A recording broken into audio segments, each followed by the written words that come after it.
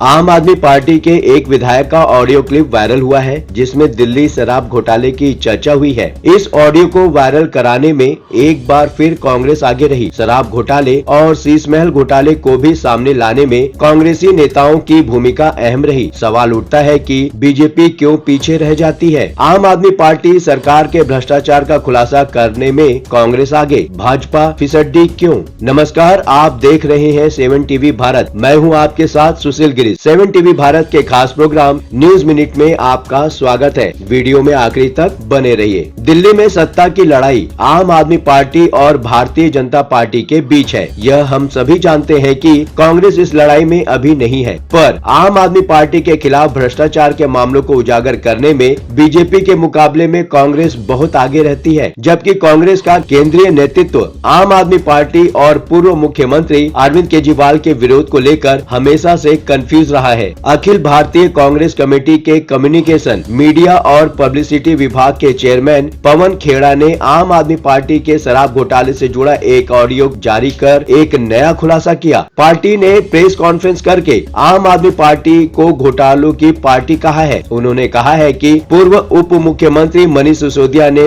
पूर्व मुख्यमंत्री अरविंद केजरीवाल की सलाह पर शराब घोटाले को अंजाम दिया। ऑडियो में नरेला से विधायक शरद चौहान की आवाज में खुलासा हुआ है कि आपने गुजरात, पंजाब और गोवा चुनाव के लिए शराब कंपनियों से धन लिया था। इस बातचीत को आप सांसद स्वाति मालीवाल ने भी ट्वीट किया है। सवाल ये है कि कांग्रेस प्रेस कॉन्फ्रेंस कर सकती है तो बीजेपी क्यों नहीं कर सकती। कांग्रेस नेता हमेशा आगे रहे भ्रष्टाचार को उजागर करने में। कांग्रेस के मुकाबले बीजेपी अरविंद केजरीवाल और आम आदमी पार्टी के भ्रष्टाचारी पार्टी बताने में भारतीय जनता पार्टी शुरू से ही आगे रही है। पर इन मामलों में जितने प्रभावी तरीके से कांग्रेस जनता के सामने लाती रही, वैसा बीजेपी कभी नहीं कर सकी। जबकि बीजेपी सत्ता में है, इसलिए उसके पास सरकारी मशीनरी तक एक्सेस भी कांग्रेस के मुकाबले आसान है। बीजेपी का भ्रष्टाचार के खिलाफ अभियान केवल ईडी और सीबीआई जैसी संस्थाओं के सहारे ही चल रहा है। आम आदमी पार्टी के भ्रष्टाचार को उजागर करने में यही संस्थाएं सामने आती रही। यही कारण रहा कि जनता की नजरों में अरविंद केजरीवाल के सम्मान में कमी नहीं हुई, बल्कि जनता के बीच में उनके लिए सिंपैथी बढ़ गई। ऐसा लगता है कि भारतीय जनता पार्टी में कांग्रेस नेता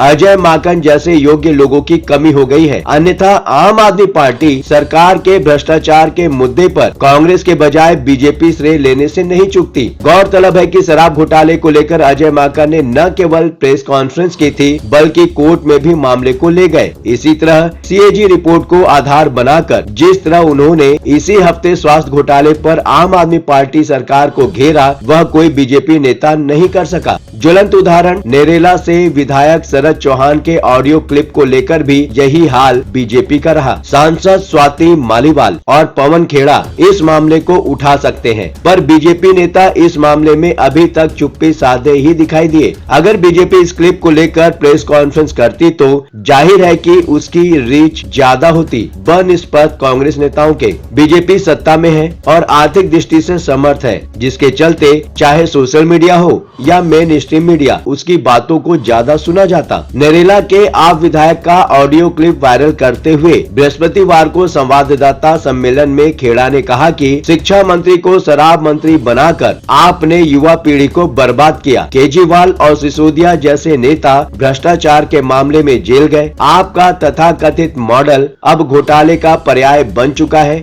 उन्होंने शराब घोटाले को लेकर केजरीवाल से 7 सवाल किए हैं। पहला, लाइसेंस देने के नियमों का उल्लंघन क्यों हुआ? दूसरा, विदेशी शराब की कीमतों में हेरफेर क्यों किया गया? तीसरा, शराब की गुणवत्ता से समझौता क्यों हुआ? चौथा, अवैध शराब बिक्री पर कड़ी कार्रवाई क्यों नहीं हुई? पांचवा, पारदर्शी बारकोड सिस्टम लागू क्यों नहीं किया गया? छठवां, एक्सपर्ट कमेटी की सिफारिशों को नजरअंदाज क्यों किया गया? और सातवां, समय से पहले छोड़े गए ठेकों का रीटेंडर क्यों नहीं किया गया? समझ में ये नहीं आ रहा है कि बीजेपी ऐसा क्यों नहीं कर पा रही है। भारतीय जनता पार्टी अब सत्ता वाली पार्टी बनकर रह गई है। लोग पार्टी में आते ही हैं सत्ता सुख लेने के लिए। मिशन वाली भावना खत्म हो चुकी है। विशेषकर दिल्ली में भारतीय जनता पार्टी के जितने भी लीडर हैं, या तो वह बहुत बड़े लोग हैं जिन्हें इन छोटी बातों के लिए समय नहीं है, या दूसरी फील्ड से आए लोग हैं जो अपने क्षेत्र में तो महारत हासिल किए हुए हैं पर राजनीति में उनका ज्ञान बस जनता दर्शन तक ही सीमित है। दिल्ली में ग्राउंड लेवल पर उतरकर काम करने वाले लोगों की कमी हो गई है। अपनी मेहनत और बुद्धि का इस्तेमाल करके आगे बढ़ने वाले लोग आम आदमी पार्टी में चले जाते हैं, बाद में निराश होकर भले ही बाहर हो जाते हो,